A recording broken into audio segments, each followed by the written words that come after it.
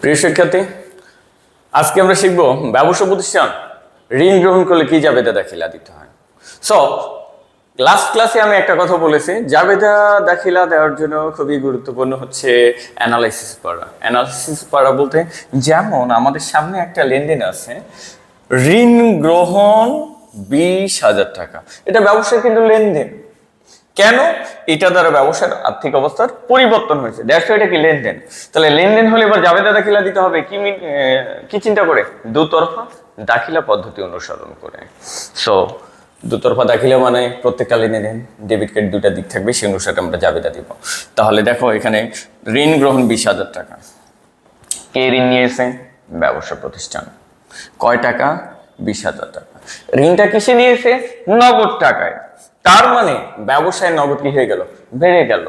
ব্যবসায়ের নগদ বেড়ে যাওয়া মানে সম্পদ বেড়ে যাওয়া, আর সম্পদ বেড়ে গেলে ডেবিট হয়, তাই নগদ হিসাব ডেবিট। আর ঋণ নেওয়া হয়েছে, মালিক দেয়নি। মালিক দিলে মূলধন বা অন্তর্দায়, মালিক দিলে কিন্তু কি মূলধন বা অন্তর্দায় লিখতাম বা মালিকানা সত্ত্ব লিখতাম আমরা।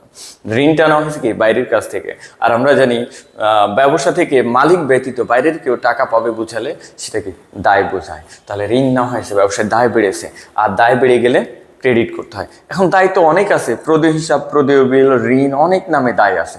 কি নামে দায় ক্রেডিট করব? কি নিয়েছে? ঋণ। তাহলে ঋণ নামে দায় বেড়ে গেল, আর দায় বেড়ে গেলে ক্রেডিট হয়, সো ঋণ ক্রেডিট। তাহলে ব্যবসা প্রতিষ্ঠান ঋণ গ্রহণ করলে কি করতে হবে বলো? নগদ সম্পদ বেড়ে গেল, সম্পদ বেড়ে গেলে ডেবিট, সো নগদ ডেবিট। এবং ঋণ না হয়েছে, দায় বেড়ে গেছে, বহির দায় বেড়ে গেছে, দায় বেড়ে গেলে কি হয়? ক্রেডিট হয়, সো ঋণ ক্রেডিট করব। এবং ডেবিট এবং ক্রেডিট টাকার পরিমাণ অলওয়েজ কি হবে? সমান হবে। আশা করি তোমরা ঋণ গ্রহণের জাবেদাটা ক্লিয়ার হয়েছে। তাহলে এবার আমরা জানবো ঋণ পরিশোধ করলে কি জাবেদা দাখিল হয়। নেক্সট পেজে আমরা যাচ্ছি, ঋণ পরিশোধ। এই যে একটু আগে যেটা বলেছিলাম যে 20,000 টাকা ঋণ গ্রহণ করা হয়েছে, ওই 20,000 টাকা ঋণ এবার কি করা হয়েছে? পরিশোধ করা হয়েছে। আচ্ছা, ঋণ যখন গ্রহণ করি তখন ব্যবসার দায় কি হয়ে যায়? বেড়ে যায়। দায় বেড়ে গেলে কি ক্রেডিট হয়। এবার যখন ঋণটা পরিশোধ করব তাহলে দায় কি হয়ে যাবে? কমে যাবে। দায় কমে গেলে কি হবে? ডেবিট। কারণ আমরা কি শিখেছি? দায় বেড়ে গেলে ক্রেডিট, কমে গেলে ডেবিট। সো ঋণ নামের দায় এবার কমে গেছে। কেন? আমরা যেই টাকা ঋণ নিয়েছিলাম সেটা পরিশোধ করে দিয়েছি। সো ঋণ নামে দায় কমে গেছে, দায় কমে গেলে ডেবিট হয়, তাই আমরা ঋণ হিসাব ডেবিট করেছি।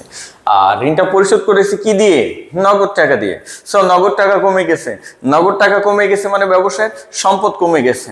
সো আমরা ডেবিট ক্রেডিট নির্ণয়ের যে সূত্রগুলো সেখানে আমরা কি শিখেছি? সম্পদ কমে গেলে ক্রেডিট হয়, সো নগদ টাকা কমে গেছে মানে সম্পদ কমে গেছে, তাই ক্রেডিট। তাহলে ঋণ ডেবিট, নগদ হিসাব ক্রেডিট করতে হবে কখন? ঋণ পরিশোধ করলে।